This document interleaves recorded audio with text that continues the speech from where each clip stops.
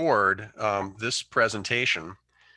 So just a heads up that that I'm officially notifying everybody on the call that this recording is indeed being recorded, and it's our intent that we'll actually be sharing this, and this will be available for folks who couldn't join us today, but it'll be posted on our YouTube channel. And, just a reminder that we do have a YouTube channel. It's Master Gardener Foundation of Grace Harbor and Pacific Counties. And we don't have a lot of video up there, but it actually is intended to actually put some of the, the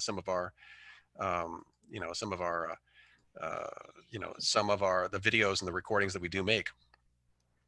I want to thank everybody for joining us today and remind everybody to keep themselves on mute, right, unless they wish to speak. And I definitely want to encourage dialogue and exchange. But you can take the little mute control in your control bar there and turn yourself on mute. You can temporarily unmute yourself by pressing your space bar. So you don't have to go to your control bar to unmute yourself. You can simply press the space bar on your computer and that will temporarily unmute you to add a comment or to share. So hopefully that'll be helpful as we get in through the day. So what I'm going to do is I am going to share the presentation that we put together here, and you should be seeing that the presentation that we have prepared for you all today on this unique recognition brunch time meeting here. It is certainly the first time, of course, that we as a foundation have done anything like this, and I'm pleased to see so many people joining us here today to make all this happen. Special recognition, by the way, just a special shout out to Hugh Barrett, who's joining us here. Some of you may not be even aware who Hugh is. But he is he's the individual for whom we keep the president's chair warm for. So Hugh is now living in Vancouver in Clark County, and even though via Zoom, no one really knows where he sits right now. He could be in the Walla Walla prison, and that of course has been rumored that that the reason why he did have to depart Pacific County was that he was whisked away by the feds for some improprieties. Yep. That's all I can say. Hey, Hugh, good to see you. Nice seeing all of you too. And Hugh could be you could be a digital nomad and be our president. See, that's right. That's an excellent idea. I kind of am. Anyway, it's great to have you here, Hugh, and great to see you all here with us here.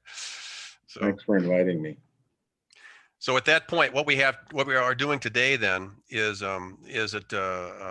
we have a number of slides I'm going to talk through here just to from an administrative standpoint to just welcome us here. Kiley Smith is here with us from WSU Extension in Elma to give us an update on their activities and on her role as noxious weeds and small farms. And we have a lot of recognition that I tell you, Alina and Elizabeth have gone to a tremendous amount of effort and energy to make happen for us all. And I expect that they'll be announcing when they talk about it that you'll all be receiving, a number of you will be seeing little Christmas gifts in the U.S. Post Office mail here coming up soon. With that, let me just have a couple reminders here is that as we gather here today, we all gather here as master gardeners who, as WSU master gardeners, we adhere to the program as specified by the Master Gardener Handbook and by the precepts of the WSU Master Gardener Program. We also have a separate foundation. So we come together here today as members of a Washington State corporation, a nonprofit corporation recognized by the state and by the IRS, as a nonprofit. And this is where we talk about our roles as operating the officers of this company. A reminder that annually, each year, it's up to us individually to recommit to the program. It's up to us each year to recommit to the WSU Master Gardener Program on the recommit forms that have been shared with you. Everyone should have that. Everyone should have signed back up to that and return those forms to Alina, Elizabeth, and Mary Shane, who's been administrating this program for us. It's also important that you remember annually to the foundation. And so this is a different function, right? This is a different function in which you're signing up to once again join the foundation as a member. Just because you're a WSU Master Gardener doesn't mean you're automatically into the foundation. We welcome you into the foundation, and everyone who is a qualified, certified Master Gardener in the Master Gardener program in Grays Harbor, Pacific County is welcome to be a member of the foundation. But we got to know that. So you have to, that's what the remember sign is all about. Any comments, Alina, Elizabeth, in terms of how we're doing on recommitment and remembering forms? And that, hopefully everybody on this call here has remembered and recommitted.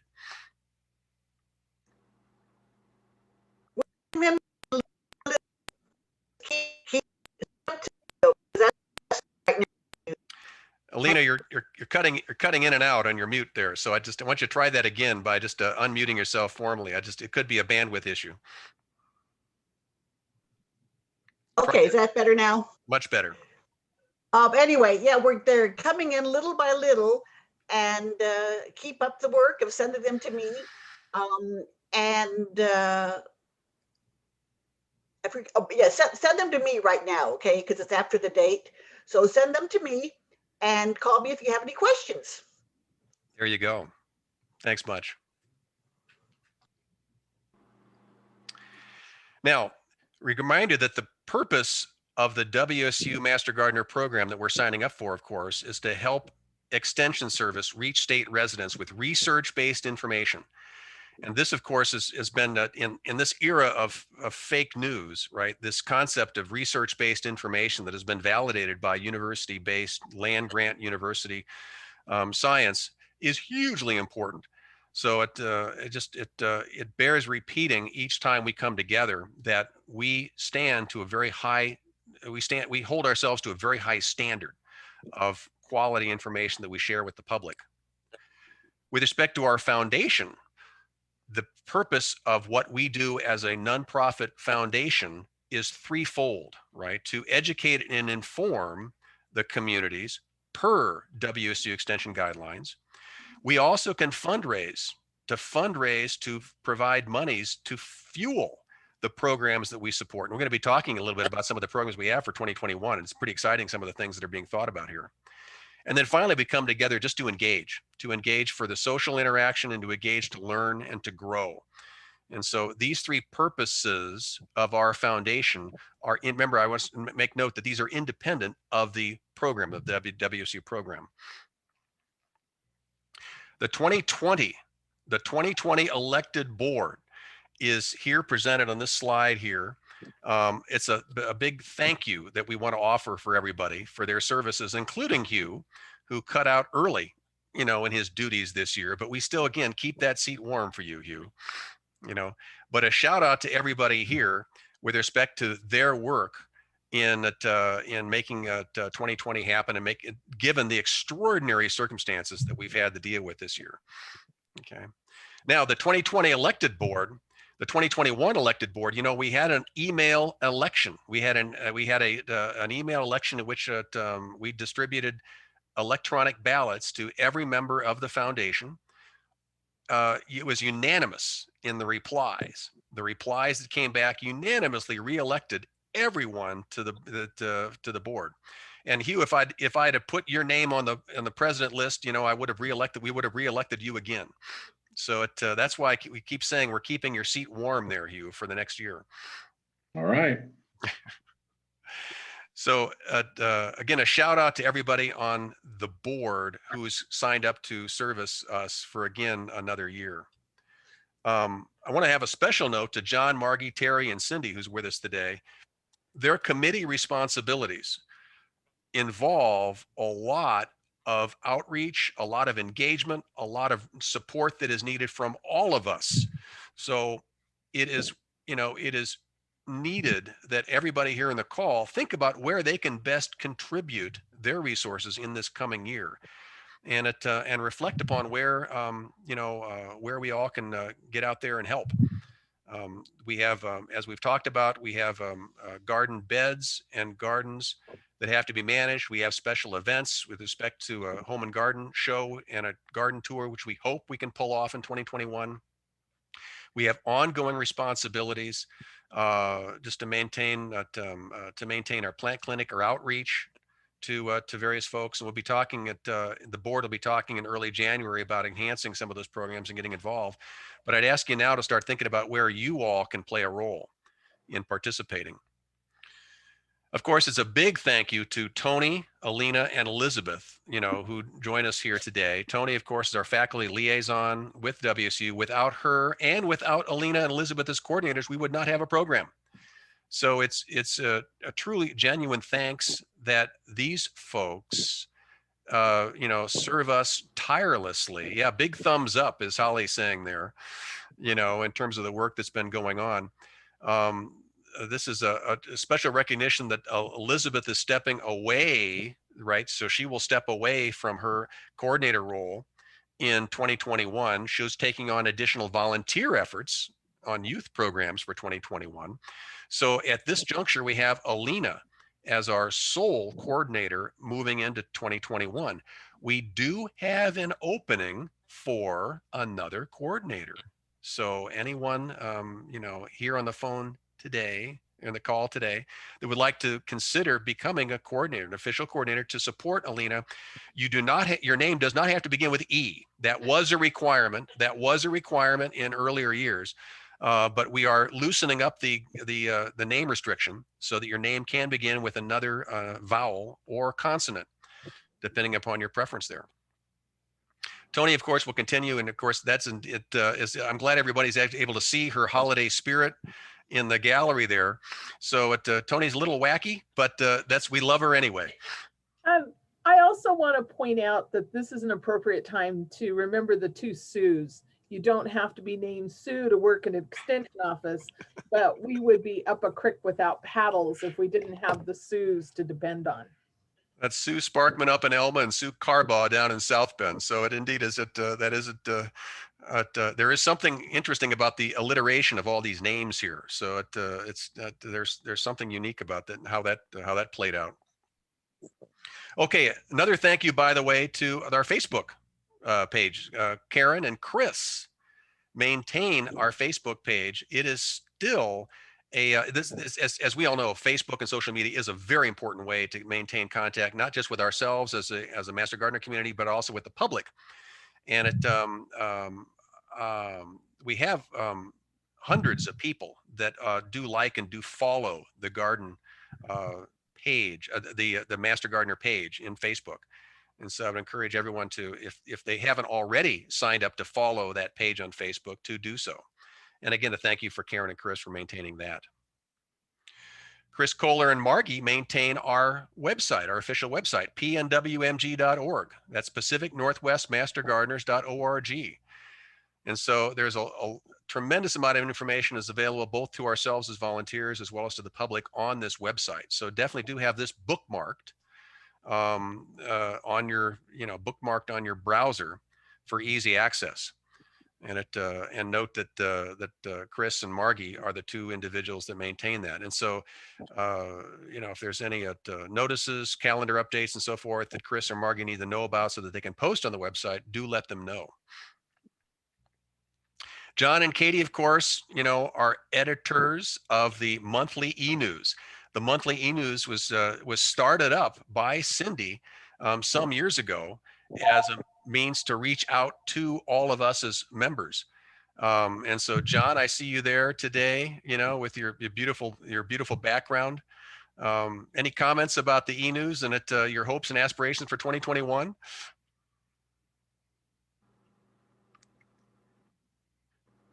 Well, John's going to keep himself on mute there, but I just giving a chance there, John, just to shout out there again, a thank you for that. So articles and suggestions for the newsletter need to be submitted to John and Katie very early in the month. But this, of course, is a very important vehicle for communications. Sorry, Kelly. My wife got a phone call and it was very loud, so I muted myself. Any comments about 2021, John? Any thoughts about the e-news going forward? Well, Katie and I are going to have to get together and come up with a deadline, because all of a sudden people come flood us with requests to put stuff on the e-news in the last minute. We just don't have the time to do it. So it's going to probably be the week before as a deadline. And unless you add or make it e-news friendly, then we can take it even up to the Wednesday before we publish it. And a reminder for everyone, e-news friendly means kind of light on the pictures, light on the size of the file data, right? Oh yeah, I was going to say that we try to keep it under 5 megabytes. Yeah, megabytes, because there's people who have slow internet connections, and then they get above that, they can't open them. So that if you can send us pictures or graphics that are under 100 kilobytes, that would be great. Hugely appreciated. Anyway, thank you, John. Thank you, Katie, for your management of the e-news. It is a very important means of communication. And of course, a very special shout out to Trish, Patty, Katie, Michael, PJ, and Karen for their work on this past year. This was the first year, you know, that we actually instituted a scholarship program. We awarded a $1,000 scholarship to a graduate out of Montesano. This is because obviously of COVID, we're not able to actually physically get together and recognize this individual personally. But our understanding is that he was incredibly well qualified, and it was a great, opportunity in terms of being able to have that program and leading that off. So again, it was a thank you to Trish leading the program. She's already begun outreach to high schools this year for continuation of the scholarship program for 2021. So, we're actually creating a legacy here of moving things on and making things happen and giving back to the community in this regard. Oh, Kelly, we did award a scholarship in 2019 also. Oh my goodness, my apologies. So who won? Oh, that was someone. That was a student from Westport, I believe. There you go. Okay. Again, congratulations. This is an important, as just we've noted, it's important outreach to the community. Given the cost of education, of course, any kind of help we can provide to folks is hugely valued. So again, a shout out to the entire committee here for their work. It's a very transparent, honest, open process, and it's great for the visibility of the program. Kylie joins us here today. We're thrilled to have you here, Kylie, to have it shared. Kylie, are there any slides you want to share? I can make you, if you have some images you want to share, I can make sure you are available to share those. Yep. Okay. So yep, I can go ahead.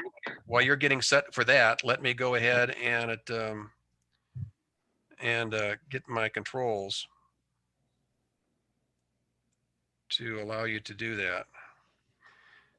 But so I'm going to stop my share here, and I'm going to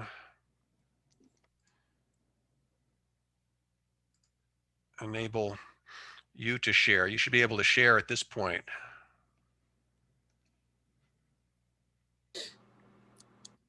Awesome.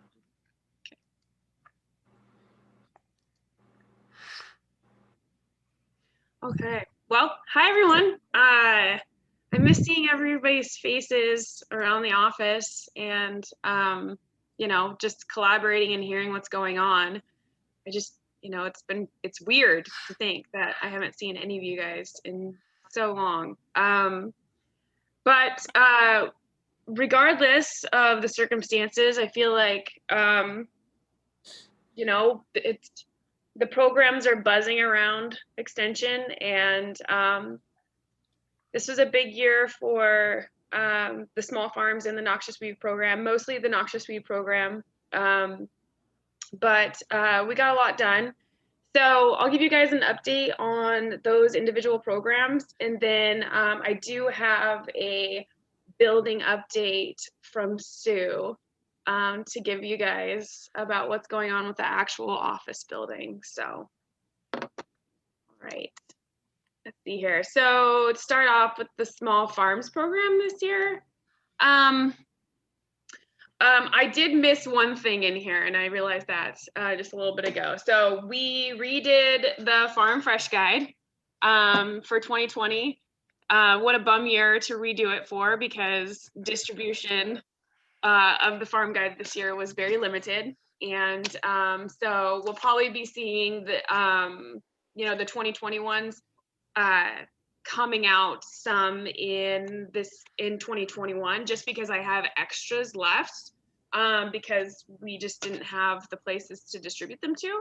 I did my best, but it was very limited. But it's great. It's beautiful. It's in full color this year.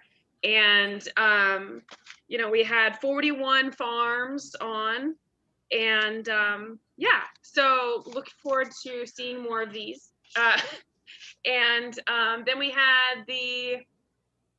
did the farm to food pantry program again this year with working with Coastal Harvest and 2 farms, Sky Island and also Randall Street, Liz. And so if you don't know much about the farm to food pantry program, the WSDA gives the Hunger Coalition money to provide to each county, in which we get to take that money and pay local farmers to provide for the food pantry program. So it's a win-win, get the fresh food in and support some local farmers.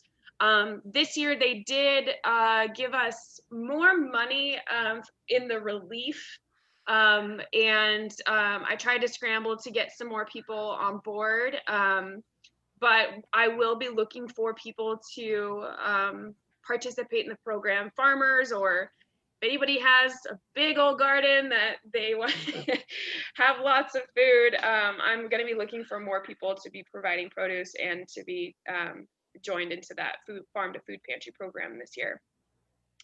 And then let's see, we had some more cool relief down here from a partnership between the Southwest Washington Food Hub and Pack Mountain. They were able to set up a food box program for, I think, 12 families down here in Grace Harbor. So they ended up partnering with Coastal Community Action Program, and they dropped off fresh farm produce for 10 or 12 families, I think, every week. And so that was kind of the kickoff of the Food Hub organization, but that Food Hub is now going to be moving into a more business for farmers, not just, they're not going to work primarily in relief and providing free boxes, but they're going to be this big aggregation center for farmers across the board, not just produce, but value added or meat or whatever, everything. And the center is going to be focused in Thurston County, but it's going to service Lewis County and Mason County, Grace Harbor County. And it's going to be a place where farmers can bring all their stuff, and then it gets reallocated there to bigger institutions, whether that be school, hospitals, big wholesale businesses. So it's pretty exciting. It's going to be a good thing for farmers everywhere. So that's in store for 2021. They did kick it off this year, but it's a slow start, so it's just going to get bigger in 2021. And then this fall, I did host, and I am hosting in the middle of Cultivating Success Whole Farm Planning. And that's a 9-week course doing whole farm planning, and we covered everything from soils to marketing, infrastructure. We covered all of it. We're in week 8, actually. Going into next Tuesday is going to be our last class, and that we will have the students present their farm plan for us.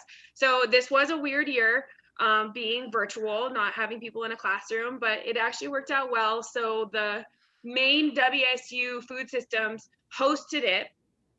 And so in total, statewide, there's 180 students. And then Mason and Grace Harbor County partnered together, and we have 12 in our little cohort. And so so the first hour of the class is the statewide coordinators and their statewide speaker. And then after an hour, we get bumped into our little breakout rooms with our regional people, and we get to talk about local resources. And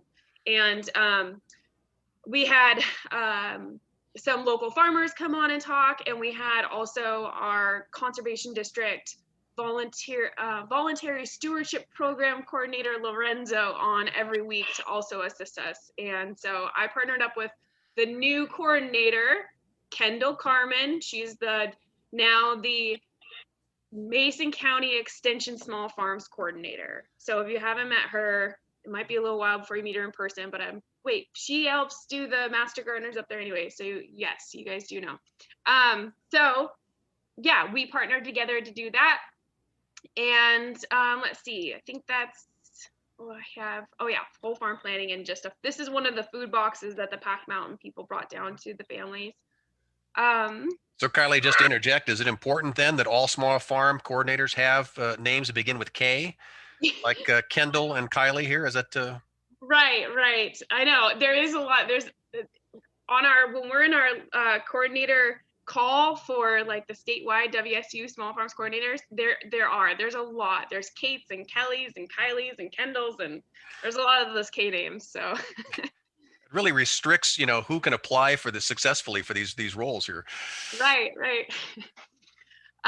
So this year, I wasn't as involved with the Aberdeen Farmers Market, but it was another successful year. They did their best to comply with safe shopping, and it seemed to go really well. And there was a good diversity this year. We had some new booths, yeah, they had great attendance, and they're looking to continue the effort for next year. So that's very exciting. And then this was a little picture of the food to pantry program, but it's hard to read and it's very confusing, the top-down approach. So I did my best to explain, but yes. Okay. So moving on here, that's the small farms program. So noxious weed. We did have a big year for noxious weeds, and just to start off, earlier in the year, we did weeds in your backyard, which a lot of you or some of you attended. And then we had, this is all virtual. And then we had an knotweed informational workshop, also virtual, just to tell people what the deal is with it and how to control it, how to identify it. And then, we did a lot of Scotch broom control and biocontrol releases, knotweed control, and we set up a lot of cooperative weed management areas with some different agencies in the area and stream team collaboration. So that's an overview, but I'm going to go into a little bit more details of each of those with some pictures. So let's see here. So these are some of the stream team events in early, I think it was March. We went out to an Audubon Society. This is on the far left here, and did ivy and blackberry control with the stream team. And then actually on the far right, we partnered up with the stream team and did McDonald Creek and cleared McDonald Creek there in Elma of yellow flag iris. I didn't have any pictures, but we also did the Elliott Slough on Audubon Society, or excuse me, Chehalis Basin Land Trust property. And we did yellow flag iris there, and blackberries. And, we did have families show up every time, and volunteers show up every time. A lot of them also coming from the forestry program at the college. Everybody was fine with, complying with safety measures, and it always went really good. In the middle here, we do have a picture of a planting. This is my little family doing their little planting. And at the Satsat Ponds, so there's a major projects going on in the Satsat Ponds with the Fish and Wildlife, the Conservation District, the stream team, myself, the weed board, all working together. This is a planting after a lot of the construction that was completed this fall. Okay, earlier in the year, we did some Scotch broom. We started off with a 15-acre property, county-owned pit that was just 15 acres of solid Scotch broom. And we were able to get some equipment in there and bulldoze it all down and grade it and smooth it out. And so the reason why we did this is so that we can maintain this property using our roadside sprayer, where before the land was all ruts and crazy. And so controlling the Scotch broom year after year there on that property was going to be difficult.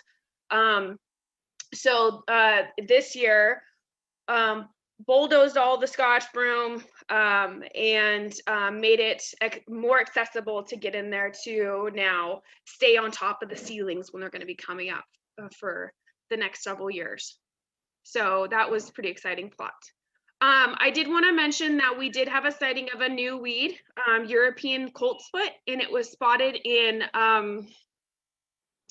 Hoquiam on the water. Oh gosh, Anderson and Middleton old shop, and there's the Port of Grace Harbor owns this like loop walk down there. Maybe you don't know of it, but that's where the weed was spotted. And it's so European coltsfoot, you see it blooms very early. I think it blooms it's in March. So so they are if you just glance past it, you might think it's a dandelion or a hawkweed of some sort, but it's similar to that. And it shows blooms in March, and then it seeds, and then for the rest of the summer you're just going to see the almost ivy leaves on the ground, low to the ground, spreading. The patches there were very small, but luckily we were able to work with the Port of Grace Harbor, and a ratapest came in and took care of it pretty quickly for us. So and it's growing in prevalence in Western Washington. People are seeing it pop up more. So this is the first sighting that we've had here. So it'd be great for everybody to keep an eye out for it. If you want more information, go onto the state weed board's website and type in European coltsfoot, and you'll find out more about it. So then we did some Scotch broom biocontrol releases on the bluff and outside of Hoquiam. And come to find out, we did the biocontrol coordinator, Jen Andries, she provided me just a racket and a canvas, and she had me go out and hit plants in random places that I knew that there was no biocontrol releases there, but it was just testing to see how prevalent or how much the biocontrol release beetles have spread to places that we haven't necessarily released in that exact spot. So I was actually shocked to find out how many beetles are around in plants. So we would just shake the bush, and when the beetles fall onto the canvas here, that's when we would just count them and do some reporting. And I was pleasantly surprised to see how prevalent they are in places that we haven't exactly released in that exact site. So that was pretty cool. Let's see here. Then we did some, this is very exciting. Maybe some of you guys saw the Chinook Observer came out with the article on knotweed biocontrol. And so we were selected to be one of the first release sites because, so the Alphadora, Itadori, oops, back. works best on why am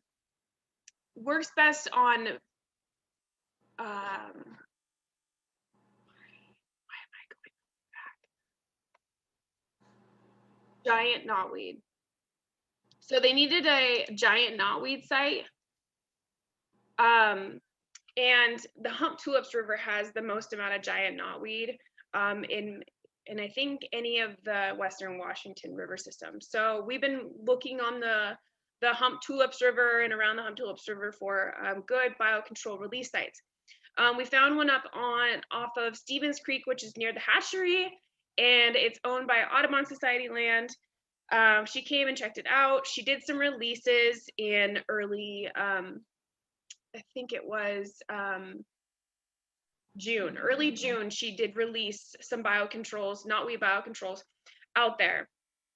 And I just met with her last week at the site and looking for some and seeing some of the damage that they did. And there were some really good results where she said that some of the plants had effects that were the best that she has seen from any research trials that she is aware of, even in North America.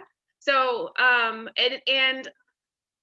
you know, the knotweed that we have here in Western Washington is a lot different from the knotweed trials that are happening, like say on the East Coast or anywhere else. The knotweed here just is different and grows different. But so she was really excited to see that. We will find out if they survive the winter. So they're very, very, very tiny, and they almost look just like knotweed seeds. And so we were out there, and she gave us a magnifying glass and said, okay, I'll give you 10 minutes. Go ahead and do your best to go find one. And I laughed and was like, how could you possibly find one in the middle of winter when they're brown and just tiny? But we did our best to look inside bark and around in little nooks and crannies, but we didn't find any. Maybe she went back and found some, but we will find out if they did survive. And then we did locate another release site a little bit further down on the Hump Tulips River. So we'll be doing that in May. Very exciting stuff. And then I did work with a lot of landowners this year. I assisted some landowners with yellow archangel, and on the far right, I assisted a lot of landowners with knotweed this year. So I just put out the call that was like, hey, if you get a hold of me, I'll do my best to just show up and take care of it. No contact needed. So we did. I was able to work with. Worked on about 25 properties and controlling in altogether on private land. It was close to 20 close to 20 acres, like if putting it all together. Then did a couple sites for yellow archangel. And then the tansy ragwort in the middle, I just ended up pulling a lot of tansy ragwort on some roadsides this year as much as I could. So here's some exciting before and after. So not only did I help some private landowners with their knotweed, we also had continued our Wainuchi knotweed project. So last year in 2019, I started the knotweed on the Wainuchi River through a grant from the WSDA's knotweed program. So that got kicked off in 2019. This year, we did retreatments on here. But so in the left-hand picture, you can see this is 2019 and how prevalent the knotweed is right underneath the bridge. And then this is on the right-hand side, this is 2020. So you can see that there was a good control here. I would say, 80% plus. So that was really exciting to see, kind of reclaiming that fishing area. And so all up and down the river, We started our project up at River Mile 26. We worked about seven river miles down, and at all the sites, it was ranging between 50% efficacy and about 80 to 85% efficacy. So it kind of was different in a lot of areas, but overall it was good. And retreatment this year went really quick. And then we also kicked off a project with the conservation district, just a few river miles down. And working with them, we got 2 river miles done of knotweed, and then working with private landowners in the lower reaches. So a lot of work is being done there, and it's been pretty successful. I think I have one more before and after picture. So this is the very first plot of knotweed, the mother patch at the headwater, and 2019 on the left, and 2020 on the right. So it was good, but it's going to take a couple more years. Okay, so, and the 2020 weed list, just a quick update on that. We didn't have any statewide designates happen for us in 2020. 2019 had butterfly bush designated for our county, but in 2020, oh, we did actually have one. It was European coltsfoot. But the biggest changes for the weed list in 2020 was that we did select knotweed, all species, for control. And now this does mean that it is, under the same control required, but right now we are not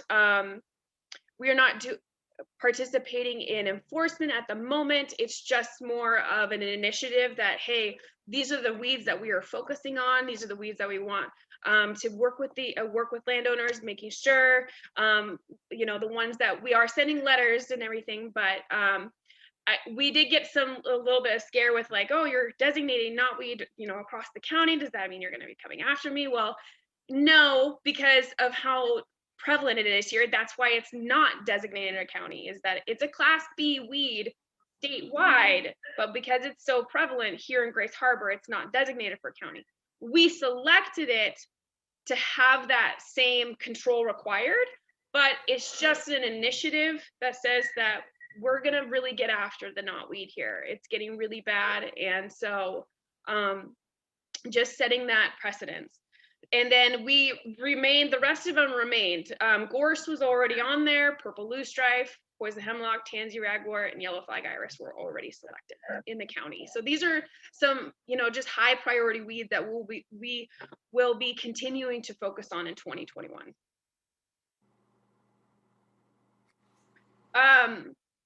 I guess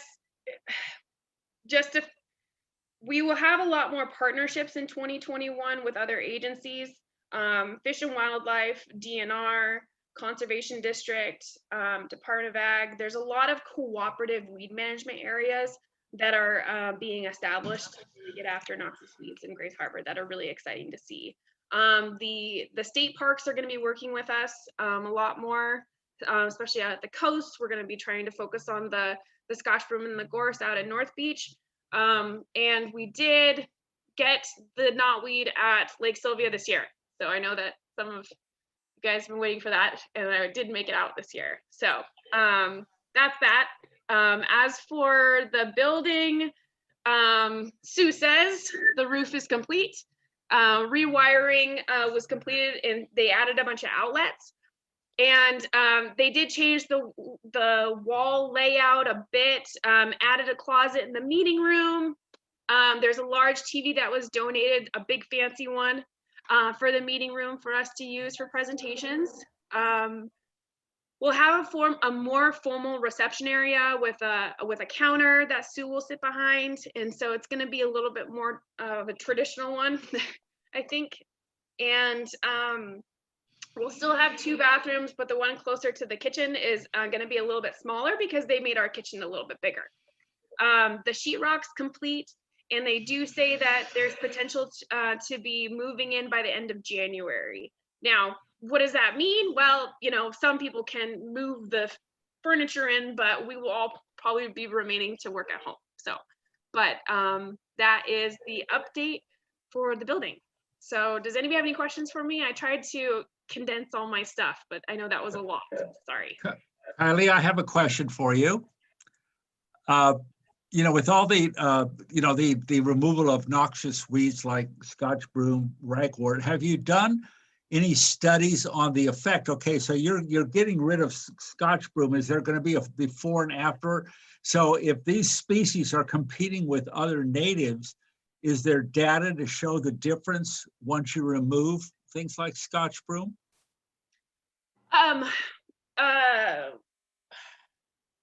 mean, like formally, I mean, as for like my reporting and like before and after, and you're gonna see, you know, monitoring the site and see all the natives that are coming in or actually doing replantings on the sites that you've removed. Yes, but as for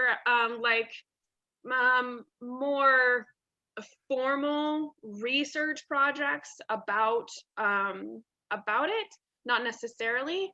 But just as for monitoring and reporting go, there will be that.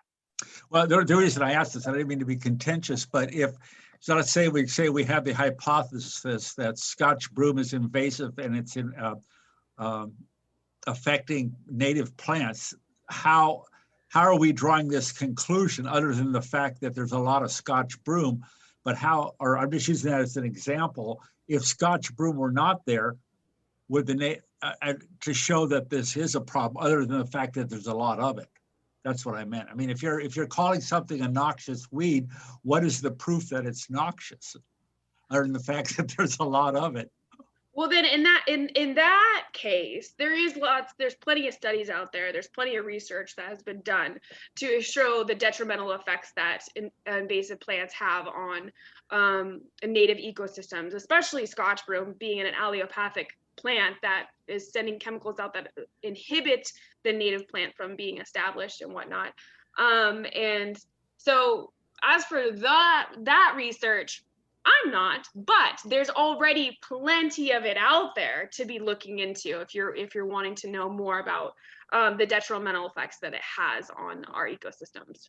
Well, thank you, because I didn't know that Scotch broom was allelopathic, so that's something I learned. So thank you. As well as gorse, yeah, for sure. Yeah. Kylie, I'm curious. I'm very impressed by the effectiveness of your knotweed treatments. So, what chemical cocktail were you using that has been so successful? So, the number one product to use with knotweed is imazapyr. That's the number one. And imazapyr, we use aquatic.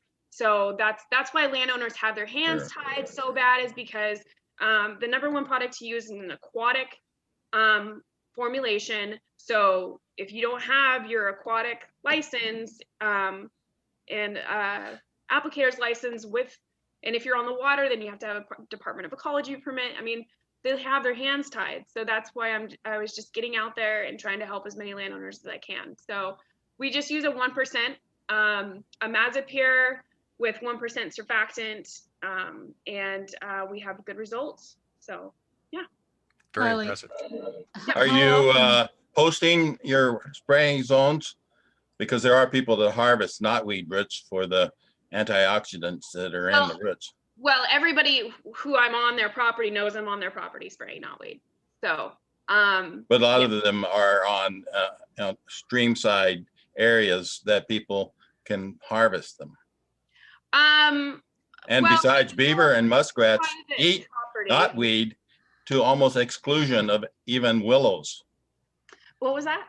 Beaver and muskrats are the main vector of knotweed. Yeah, and they enjoy them. And we got rid of a whole bunch of knotweed on the Issaquah Creek where I worked. Mm-hmm. And the beavers switched from knotweed to cutting down our cedar trees that we planted as a replacement. Yeah. So you're going to have a blowback on that when you get rid of all the knotweed. Yeah, Kylie. And plus, you don't know the history of Scotch broom. Scotch broom has been with us for 180 years. It's naturalized. And it does not, it's a short-lived plant. 10 years, it's reaching the end of its life. and about 15, it's dead. And John, you can take that up, of course, with the Noxious Weed Board of the state of Washington. You're welcome. I would I'm like taking to it ask up a with people that don't know what they're talking. Could I ask a question? I'm trying to Please do. unmute Go. myself. You're there. I'm wondering about reapplication of this treatment to get rid of it, because we've used the old things on some Audubon property with knotweed.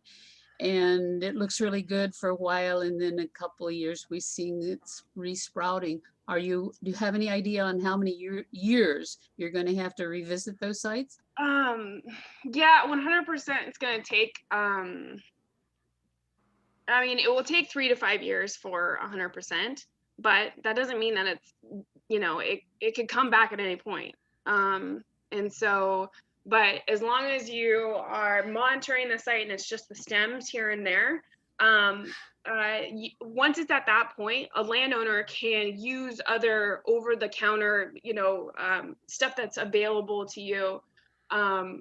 You can use it to keep it at bay and to keep it from reestablishing and keep it back. Yeah. So, and some of those products on like Milestone, which is an aminopyrrolid, which is on the shelf like at Monty Home and Garden and anything like that, that's going to be good for the tool for landowners to use to monitor if once the knotweed has been knocked back, and it's just a couple shoots coming up from there, that's what they need to be. Kelly, this is Tony. I'm in the Pacific County office, and I'm actually in the office today. It's kind of fun. I actually got 3 phone calls this year in the early spring from people harvesting knotweed for family food because food has been so scarce for some families here. And so have you checked with your Sue to see if she's had any calls from people harvesting knotweed? Because I think it's going to help with the knotweed disappearing, because people are harvesting it, blanching it, and freezing it for later consumption. Yeah, for sure. And I do have, Nancy had the little knotweed cookbook hanging around. Maybe you guys have seen it. We did not get any phone calls on eating it this year. I mean, I get occasional questions asking about it, and you harvest it, or as far as I know, I have not harvested it. So, but when it's young and little shoots, yes, of course. Now, when you are harvesting it at the right time, in the spring time, right? When you're harvesting it there's no spraying happening at that time whatsoever. We don't spray till September, October when it's 20 feet tall. So you're not necessarily harvesting at the same time that I'm out there. But if you're going to be harvesting an area, I mean, I wouldn't want you to be harvesting it after I spray it in the fall and you came in and harvested it in the springtime. I would not be okay with that. I would want to make sure. So if you're harvesting or know people that are harvesting, maybe you should just have them check with their noxious weed control board to find out where there's major projects happening. There's not very many people that do harvest that I'm aware of, not in like widespread, or at least not in the areas that I'm at that are not really accessible to harvesters. But yeah, that's all I know about that. I haven't got that many phone calls about it though.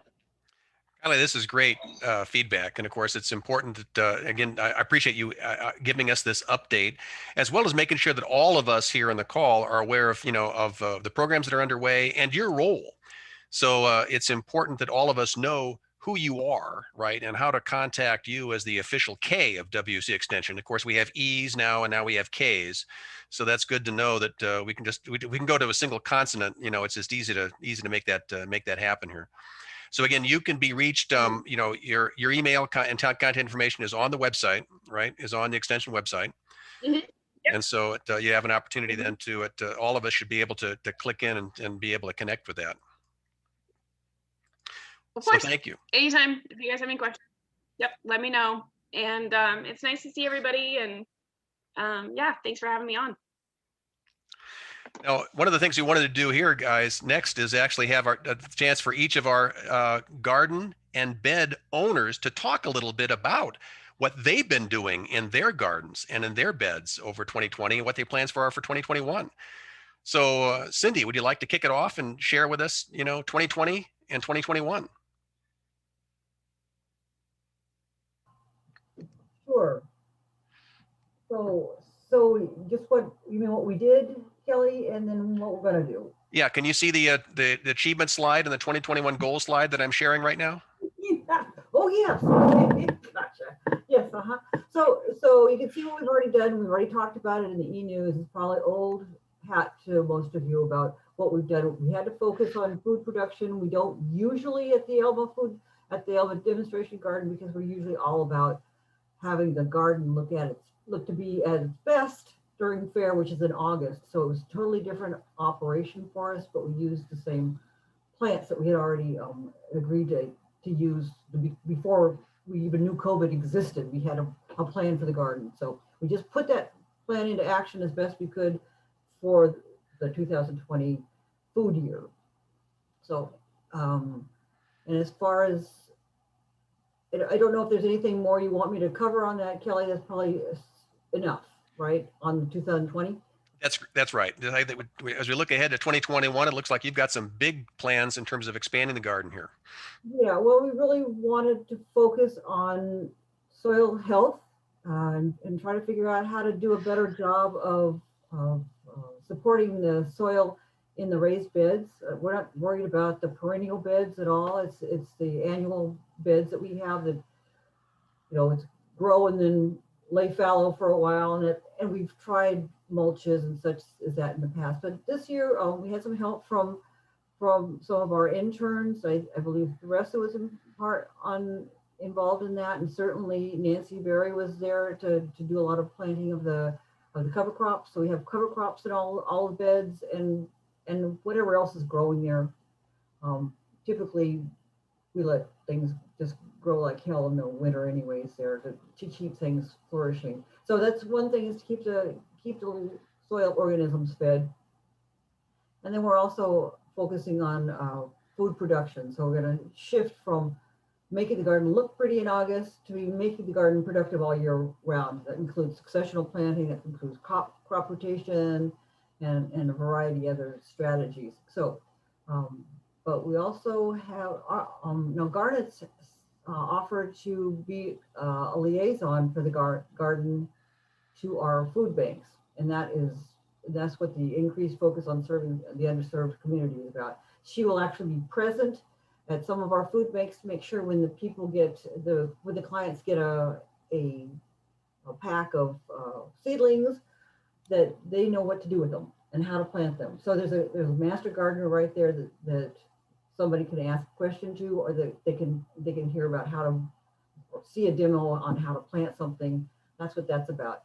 And we're always going to have the public education resource. We always have, the gardens are always open. When the fairground's open, the garden's open. So so there's always an opportunity for the public to be there, and volunteer opportunities more like work party days. But if somebody really has a desperation to get out to the garden, give me a call, or actually send me an email, and we'll talk about how to do that. There's some work going on in the greenhouse right now. We're already got some seedlings started, some leeks. So we're already got plants going. So it's a key point I wanted to shout out here to all the folks that are managing the gardens and beds here, is that, these are, as we look forward to 2021 and your volunteer service hours, these are great ways to contribute. And so just as Cindy's pointing out, reach out to her with respect to how you can engage up in Elma. thank you. And then Brenda, South Bend, the beds we talked about there. Yes.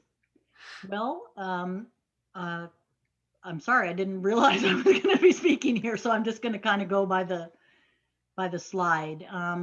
And again, there's no pressure here. Just what we wanted to do is, Brenda, just to summarize what all you did up in South Bend, because many people on the call may not even be aware that that we as Master Gardeners here in Pacific County are maintaining a couple of beds there in South Bend, and you have plans to expand that work in 2021. Right. So we started out the year in early March, as a lot of you know, and we had that one class for the interns. And I think that was on March 7th, a Saturday, the first Saturday in March, right before this pandemic hit. And so as part of that class, we went over to the garden, which is across the street from that church where the class was held. And we did a whole bunch of pruning, and it just really made the garden pop, and it was really needed. And so we started out with really high hopes, and then, just a couple weeks after that, everything was kind of shot down. So what we ended up doing was, there was 4 of us mainly that would just come as our schedules allowed, and we didn't have really any formal meetings. We just showed up when we could. We did manage to get, we currently have 2 octagonal beds and 1 pollinator bed.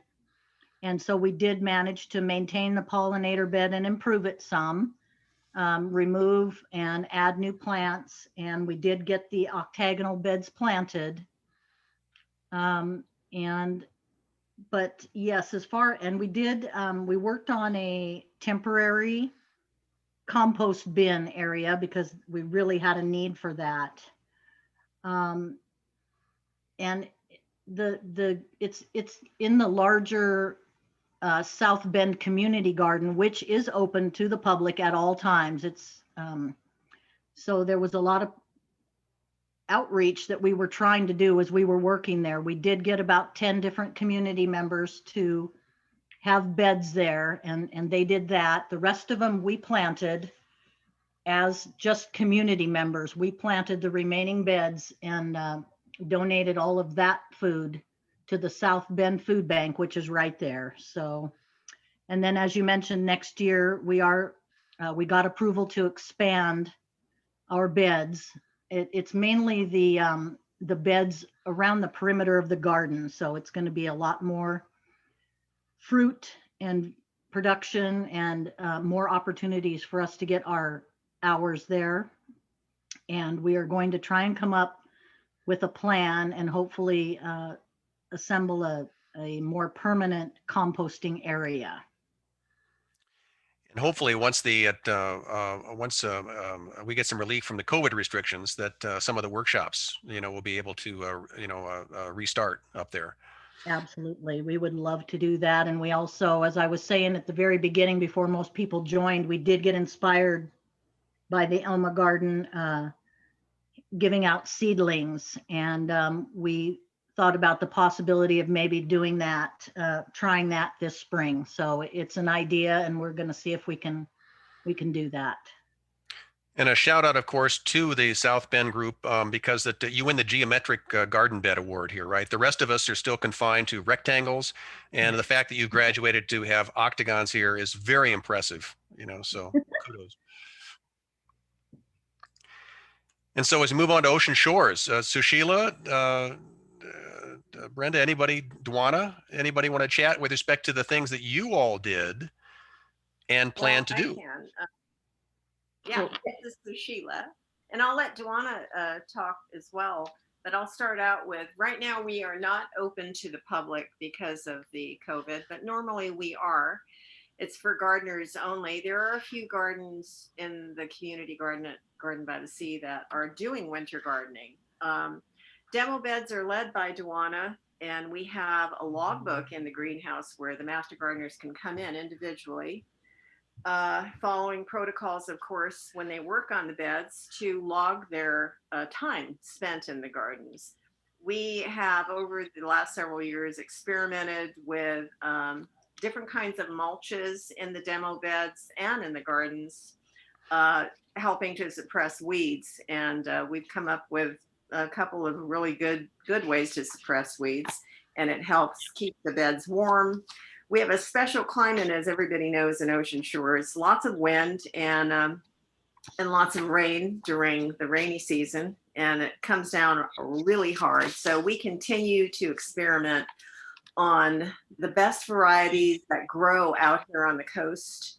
Right now, the master gardeners and interns are growing stuff in the greenhouse, utilizing the greenhouse. We do have the Solar Gem greenhouse, which has the automatic opening vents. We don't have a heating system in there, but it stays nice and warm. We have ventilation. We can open windows. Duana did have some interns do hoop gardens in the demo beds. Right now they're growing some winter crops. She also has the Nassau bed, which she planted certain plants in there and will continue to do that next year, measuring the ozone levels. And again, she continues to test different vegetables and varieties that grow best on the coast to help educate our gardeners in the garden that rent the beds every year to be successful in what they're growing. And next year, we do plan to do a lot of public outreach, advertising it ahead of time for different classes and YouTubes we're going to post, whether it's for soil, composting, trellising, and as you can see, vermiculture, leaking water, systems in your beds to help during the very warm season to keep your beds hydrated, because a lot of gardeners, they forget out here on the coast that the wind is so harsh, it dries out the beds immediately, not like other areas. And when they forget to water, it totally stresses out the plants, and then they have a horrible crop. So we're trying to educate people out here on the coast so they can be successful and have fun and enjoy gardening versus having their plants not, work out well for them. So I'll turn it over to Duana if she wants to say a couple things. Oh, let's see. We have basically 4 beds that we're working with. And let me kind of say something a little bit more about the NASA demo bed. This is a research project that was started with in NASA, and it is to use some specific plants which are ozone sensitive. And the idea is to measure the amount of ozone that reaches and causes damage to the plants. And that's because that's one of the major damages of climate change that's been happening. So there's 4 basic plants that are used, and I had some difficulty growing them in ocean shores. So we had beans go pretty well there. Most any kind of a string bean will work, but the other plants had to be very specific species of rudbeckia and a milkweed, which I just didn't have any idea that was going to grow there. But then we're having some trouble with that. And then let's see, what was the other one was a different kind of a green bean. So this first year, the focus was mostly on trying to get the plants to grow so we could actually do some more detailed research next season. So that's kind of what our hope is for next year. Kind of an interesting note was that out at Ocean Shores, I suppose it's because there's so much rain out there and a lot of clouds, but just as a very brief looking at what I would have used for data, we didn't show very much ozone damage at all out there, which is telling us that out there on the coast, that climate change is not affecting the plants very much. So that's kind of a preliminary piece of data that we got from that, but we'll figure out what happens there next year. So we'll see what happens next season when we've got the plants really going very well. We've got another bed is perennial pollinator plants. They've been doing pretty well. Several of them have reproduced a lot, like the Shasta daisies do really well. And our idea there was to try to spread them out around the garden to different people who have beds there, to just kind of see if we can encourage more pollinators to come. This year, we really did not have near the amount of bees that we normally have in the garden. So we've started to take some a little bit more data to see if we can kind of back up some of the observations that we've had on that. So we'll focus a little bit more on bee visits, especially to the pollinator plants. The other beds are primarily vegetable beds. One is an annual, one is the perennial, different kinds of plants like asparagus to see how well things grow. We got some pretty good luck with some a couple kinds of chard. Our asparagus are not doing very well, so we're going to try to see if we can maybe plant them someplace else in another place. The annual demo beds, this year we did root vegetables. Most of them did pretty well. We have to kind of really focus in on what species and varieties we want to use, because we just have difficulty growing things out there at Ocean Shores. We don't grow enough to really count as food. I mean, we're growing food vegetables, but it isn't enough to help too much. But we have the food bank that has their own beds, so we still are able to participate with the food banks out at Ocean Shores, even though our specific beds, they're not really designed to produce that much. We just have small amounts of things just to see what will grow. And then the idea is to pass on that information to our other gardeners as to what are good things to grow and what aren't. So anyway, then the only other thing we've been doing is focusing this year for the first time on winter gardening. People are doing some things at their own homes. They're using greenhouses that they have. We're trying to use the greenhouse that we have also on site. That's a little bit beyond what we've been doing before. And as Sheila said, we do have some plastic tunnels and things in one of our beds. And it's surprising that some stuff is growing, but it's not terribly warm out there. So, and it's really, really wet. So besides not being quite warm enough, things are getting drowned a little bit too. So they're not terribly successful, but we'll kind of go throughout the winter, see what happens, and maybe try something next year too. You know, a big shout out to the entire Ocean Shores team there in terms of the work you do in terms of public education and awareness, right? You know, is that your site, your community out there, of course, is one of the fastest growing in Washington as people, flee from the cities, right, and move to the coast. And so the questions you get as to what will grow here and what can be successfully cultivated here, it's hugely important. So the fact that you are experimenting, the fact that you're being very open in your successes and your failures, all this is incredibly important and incredibly aligned with our mission. So shout out to all of you there in Ocean Shores for this work. As disappointing as some of the vegetable starts may be, it's all part of learning. I do want to say also that a lot of the work in the demo gardens has been by our interns this year. We had just a great group of interns, more than we've had out there. They've been extremely enthusiastic about suggesting things. And so I'm just very, very pleased to be able to work with this group. And I just want to add a big shout out to them because they've just really been much more helpful than I had expected. Very good. Bev, talk to us a little bit about Awako.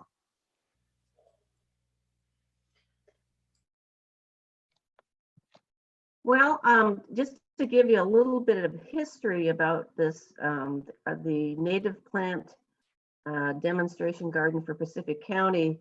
In 2005, 2006, there was this bicentennial called Lewis and Clark.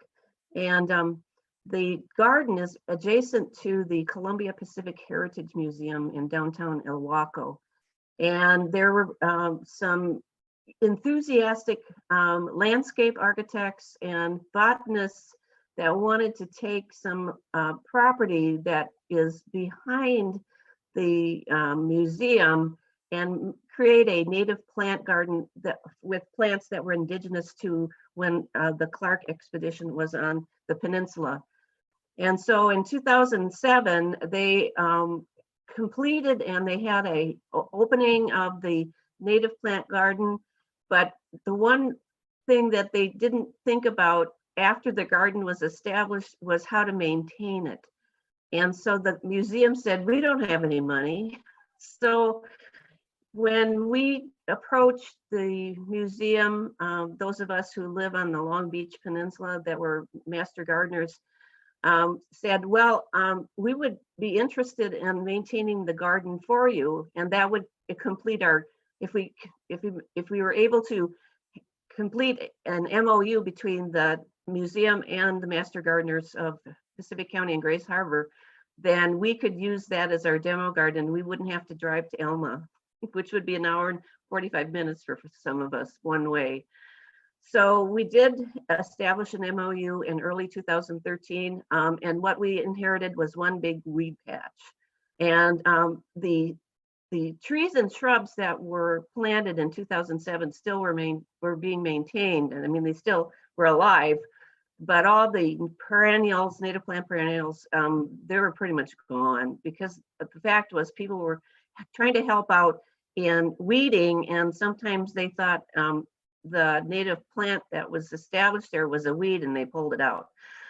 So we had to go through a huge education process for all of us to make sure that we knew what a weed and a native plant was and what the difference was.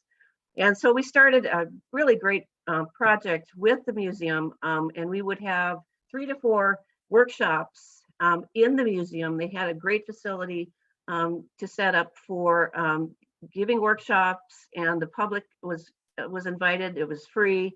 And then we would take the participants of the workshop and we go out to the native plant garden and have a little bit of a demonstration on some of the aspects of that garden. And we've really done a lot of projects through the years, and we've been doing this since 2013. Unfortunately, in 2020, we had 3 workshops planned, but we didn't have any of them because the museum closed in the middle of March, and it opened for like 7 weeks and then it's closed again. So we're hoping in 2021 that we can, reestablish that workshop and then demonstration garden demonstrations at the same time. So this year we pretty much focused on just making sure that we weeded and pruned, and we had maybe 12.5 planned work parties in the garden. And I want to thank Alina and Terry Daniels and Sharon Golightly and myself and Kelly. We just kept weeding and pruning, and was hoping that by the end of this year that we would be ready to do some more projects that we had planned originally in this year. So what we did is every time we would meet, we would have an informal discussion 6 feet apart about what we wanted to do. And what we did is we decided that we needed more color in the garden. So what we did is we came up with some ideas of native plants that would fit the environment and give us more color in the garden. So I found that the Clark County Conservation District, which is located in the Vancouver, Washington area, had a plant sale. And so I ordered some new natives. I will be picking them up on February 27th, and we'll be having a native plant garden party to plant those natives sometime in early March of 2021. Again, for 2021, we will continue to maintain the plant health and the signage. We will install new gravel to maintain garden walkways. As Kelly mentioned earlier, the garden is open to the public in that they can walk through it, and so it gets a lot of use between where somebody lives and they go pick up their mail, which is right across the street from the museum. And of course, I mentioned that we're going to plan a planting work party for our new natives. And also this year we were going to plan and install 4 new self-watering containers to propagate root vegetables that were indigenous to the Chinook when the Lewis and Clark explored this area. And we were going to donate the food to the El Waco Food Bank, which is just down the street. And hopefully we can start doing that planning in the early part of 2021. Any questions or comments? Okay, thanks. And thank you, Bev. Okay, so thank you all for these the updates that you've given here. There's a lot of opportunities for volunteer contributions here in 2021. At this point, I want to turn things over to Alina and to Elizabeth, right, to talk about the recognition plans that are underway. So this is Elena. You've heard about lots of things that our interns have been accomplishing over this past, year. And I just wanted to say it has been a joint effort. It's been a truly group effort for everybody working together. I remember interns helping each other and Elizabeth and I to learn to Zoom. This was something brand new for us. And yet our interns were able to help us learn a lot of what we needed to do to teach. And they made such kind offers of help as we tried to do technological evaluations and all these other class activities. And they would say, can I help you do this an easier way? Or just let me do this for you. And so we would laugh and I would say, sure. I also remember the class when we tried small group discussions known as breakout rooms on Zoom for the first time. And all the interns waited in their breakout rooms for the facilitators to figure out how to join them. They were very patient people. So I want you to know, all of you here on the screen, that we really enjoyed you. We appreciated all your help in making this happen. And thank you so much for everything you've already done for Master Gardeners. Even as we all say, in the most challenging of times. You guys are just awesome. Thank you.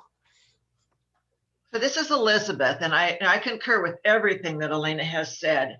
I remember that my favorite class, I think, was the one where we had done the scavenger hunt, and you were broken up into, or you broke yourselves up into little groups and went out in your own area and looked for native plants in your own area. And then you came back and you were the instructors for that Zoom session, and you presented what you had found and how you had gone about looking and identifying, etc. It was fun. I actually got to go with one of the interns, and I thoroughly enjoyed a 5-mile walk at Lake Sylvia. I truly enjoyed it.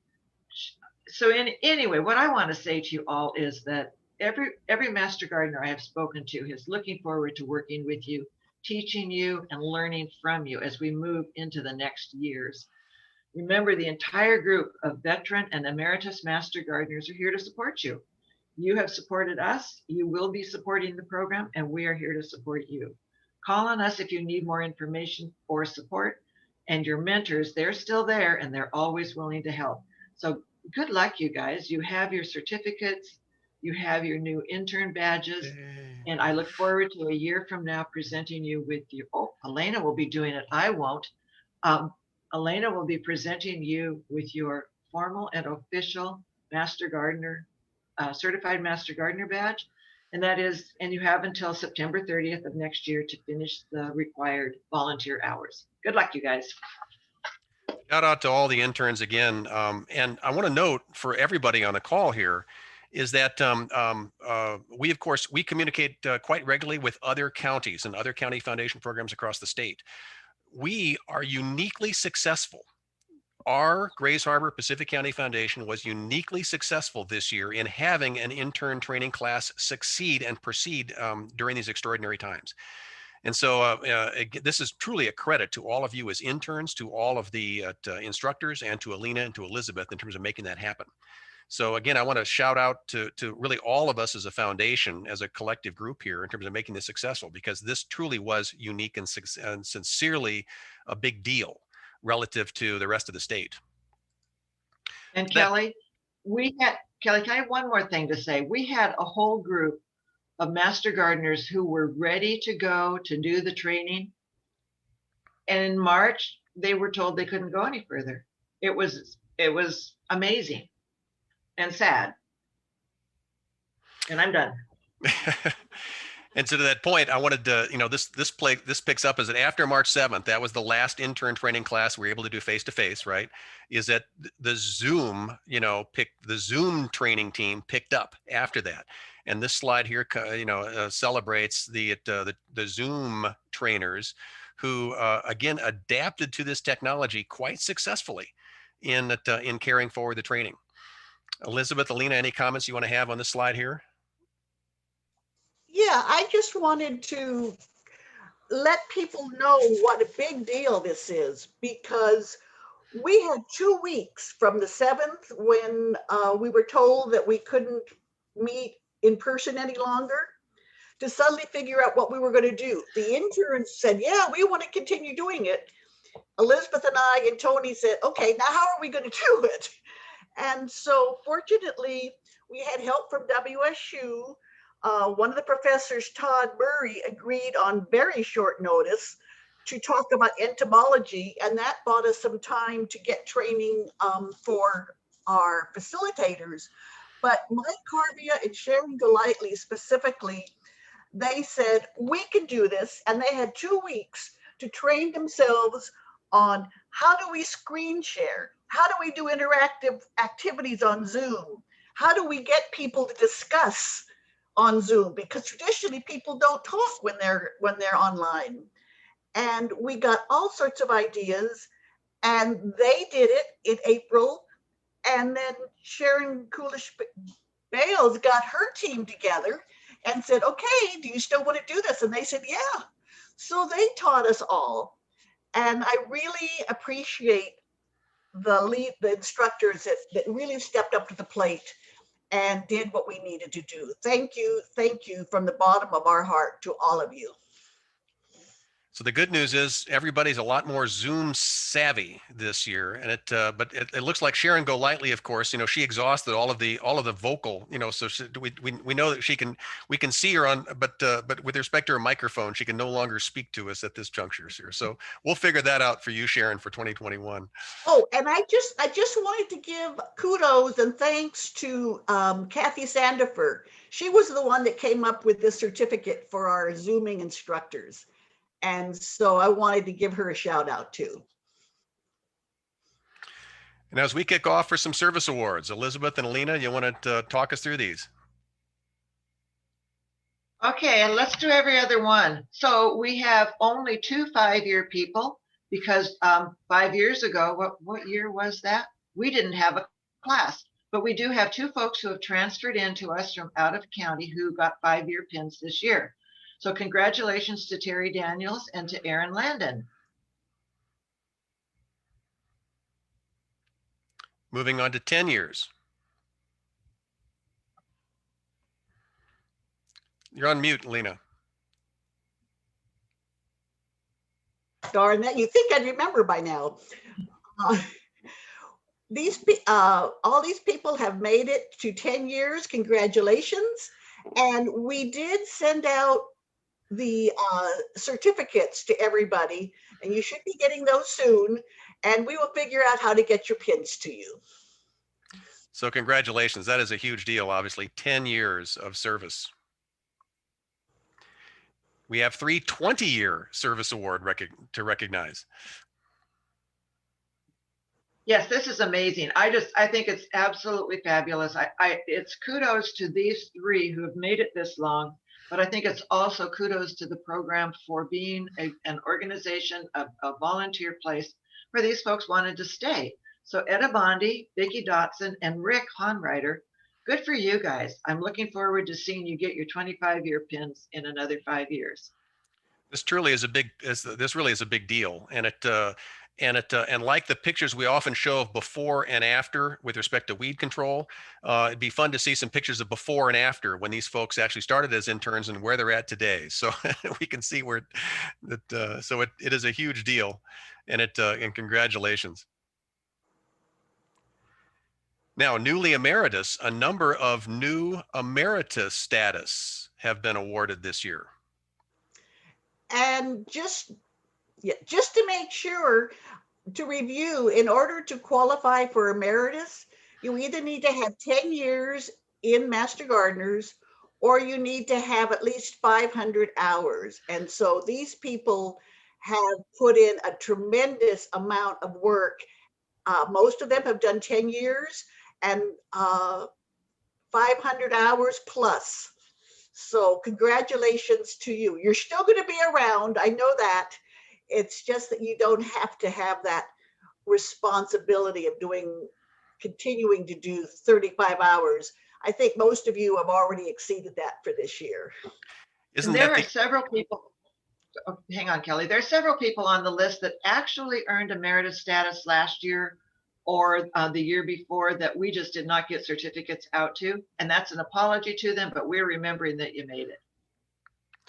And I wanted to amplify on Alina's comment here is that, our emeritus members, right, are some of the most active, we have throughout the foundation. So your emeritus status, it relieves some of the continuing education and service hours. But it certainly is the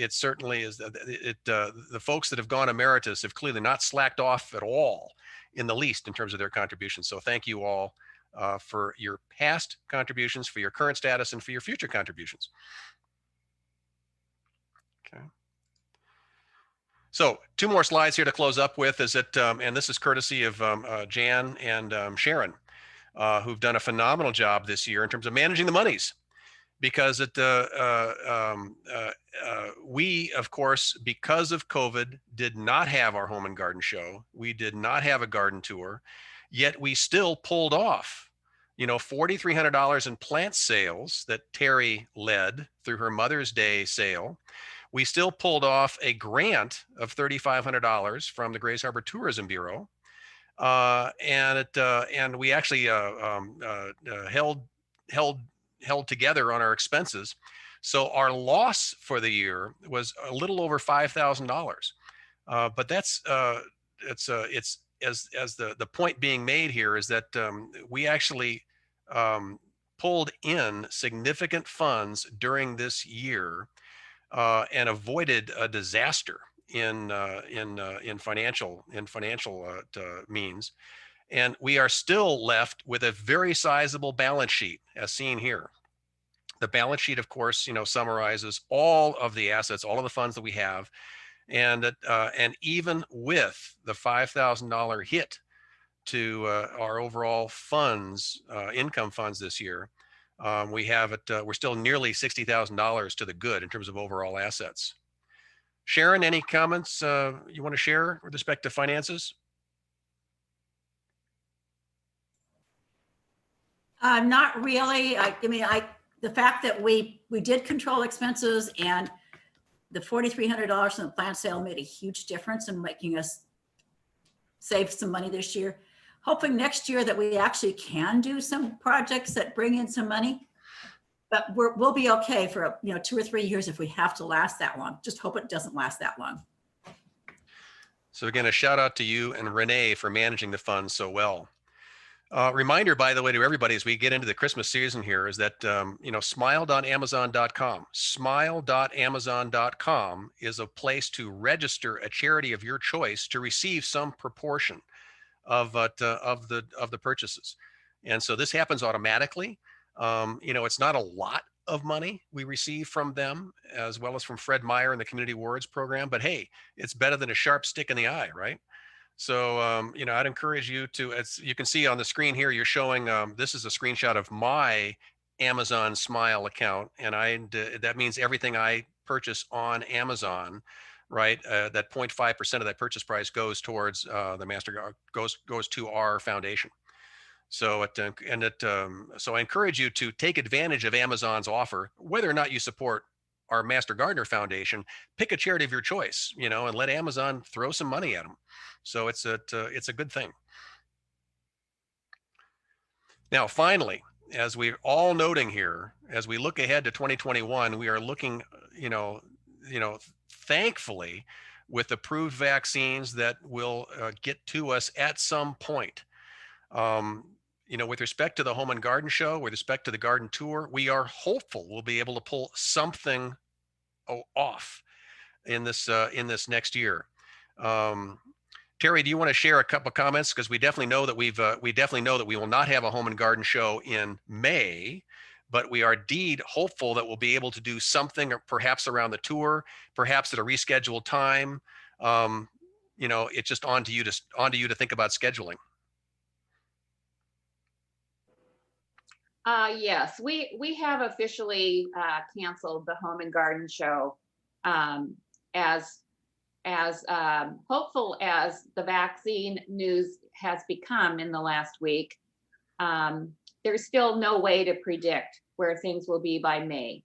So we have canceled that show. We are hoping to have the garden tour and perhaps make it into a slightly expanded garden tour if that works out. But we'll be kind of reviewing some options over the next couple of months, and hopefully we'll be able to have our garden tour again in Satsop and have our plant sale as part of that. again, and maybe even have some vendors. So that's kind of what we're thinking about right now. So the important news for all of us here is to stay tuned. You know, plans are still being evolved, and based upon WSU and state guidelines for group gatherings, we definitely hope to be able to pursue some of these plans here into 2021. And then, of course, as we've been talking about earlier, is that the demonstration gardens and our community beds in Elmvale, Waco, South Bend, and Ocean Shores, they are open and ready for business per all the volunteer discussion that we've just had earlier here. So be sure to reach out to the organizers and leaders of those gardens and those beds for ways to participate and for ways to engage.